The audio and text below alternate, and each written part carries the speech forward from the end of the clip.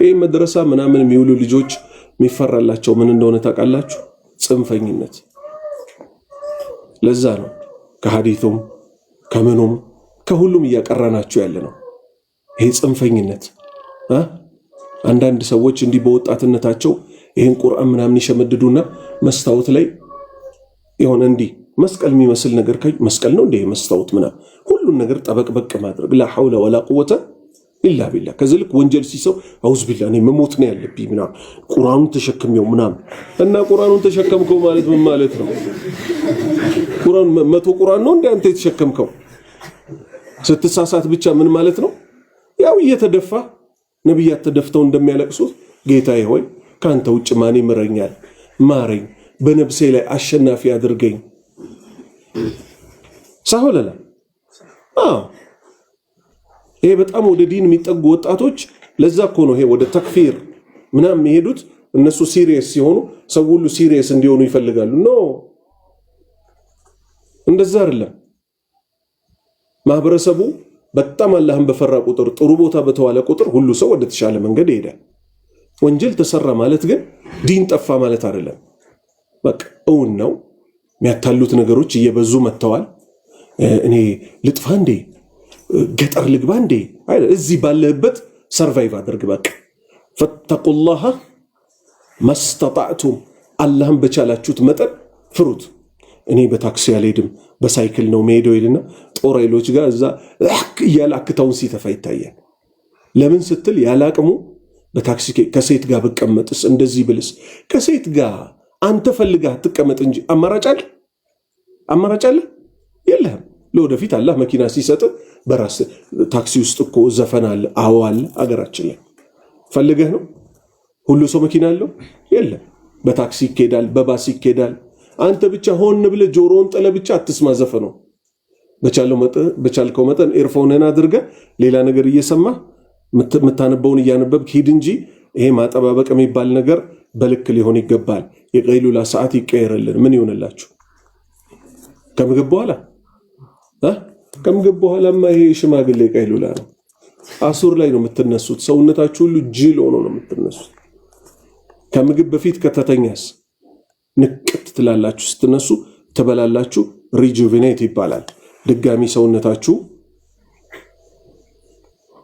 ኢስላማዊ ይዘት ያላቸው ፊልሞች ማየት ይቻላል። ለምሳሌ ኡስማን ዑመር የመሳሰለው አይቻልም።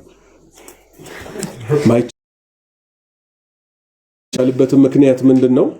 የሰውን ክብር ከማዋረድ ውስጥ ስለሚገባ ማለት ነው። ፊልም የሚሉት ነገር ደግሞ አሁን ሐዲስ የተቃራ ነው። እውነት ነው ወይስ ውሸት ነው? እውነት ነው። ፊልሞች በጠቅላላ ግን ምን አላቸው? ምርጥ የሚሉት ፊልም ራሱ ምንድነው የሚባለው? ቤዝድ ኦን ትሩ ስቶሪ፣ እውነተኛ ታሪክን ተሞርክዞ የተሰራ እንጂ የሚሉት እውነተኛ አይደለም እኮ ታውቃላችሁ። እውነተኛ አይደለም።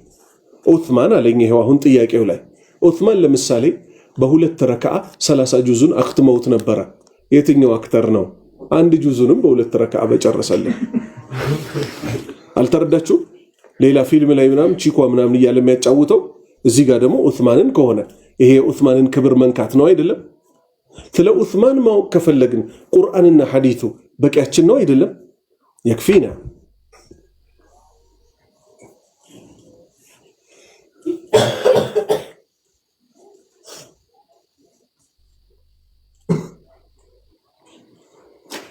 ጠባብ ማለት በጣም አይኔን አጨናነቀኝ ጽሁፉ። ቀብር አንሄድም ወይ ይላሉ። ከዚህ በፊት ወሰድኳችሁ ረጋ እያልን እንጂ እናንተ የሀይገር ልታስከፍሉ ነው እንዴ? በየጊዜው በአመት 2 ጊዜ ከቻልን እንሄዳለን።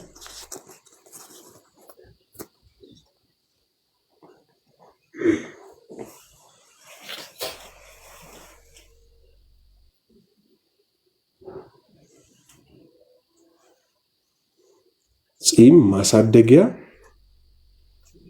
ምን አሲድ መጠቀም እንዴት ይታያል? ሚኖኦ ነው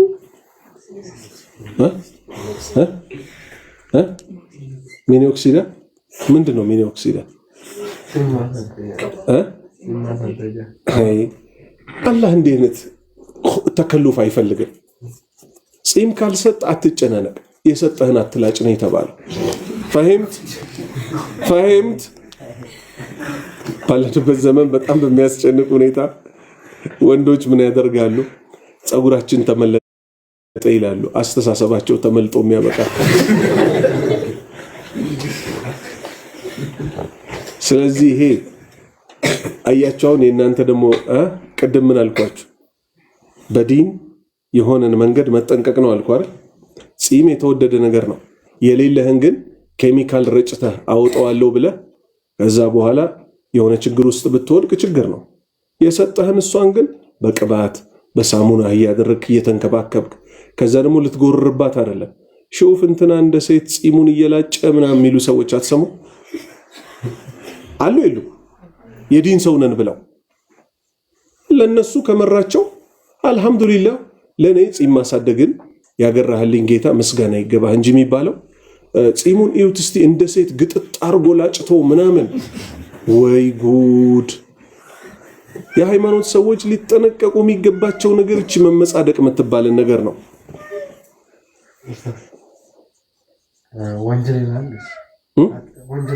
የቱ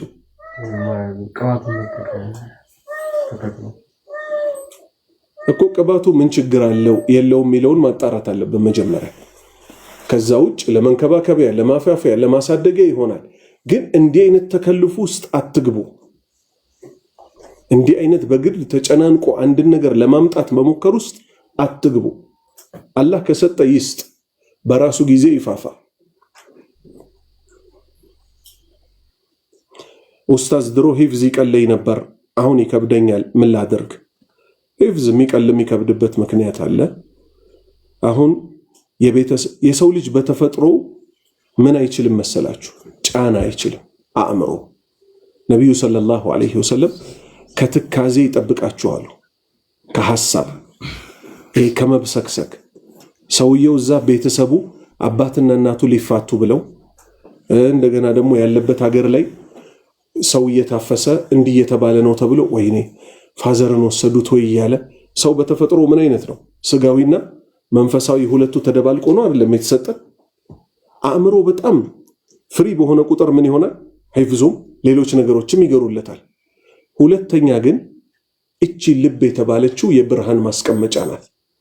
ወንጀል በእኛ ውስጥ በውስጥ የምንቋጥረው ከውጭ የምናስበው ያ በተመላለሰ ቁጥር ምን አይሆንም?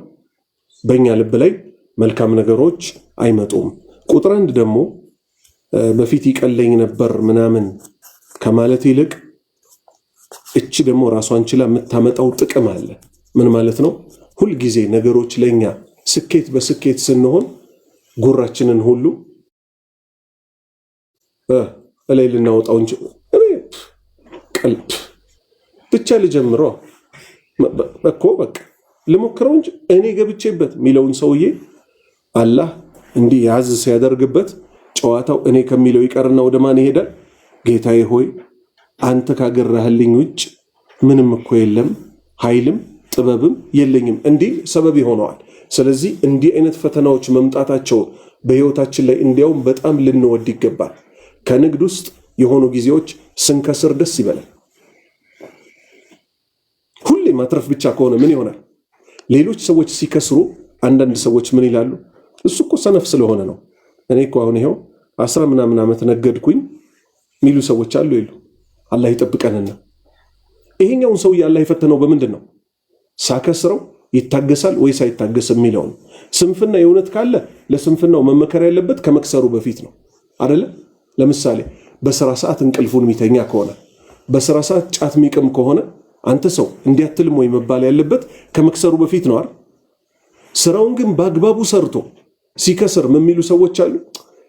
በቃ ስራ እኮ አያውቅም እሱ፣ እኛን ዝም ብላችሁ አትመለከቱንም የሚሉ ሰዎች አሉ።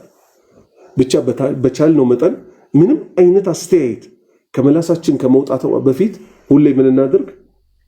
እናስብበት፣ እንያዛት። سبحانك اللهم وبحمدك أشهد أن لا إله إلا أنت أستغفرك وأتوب إليك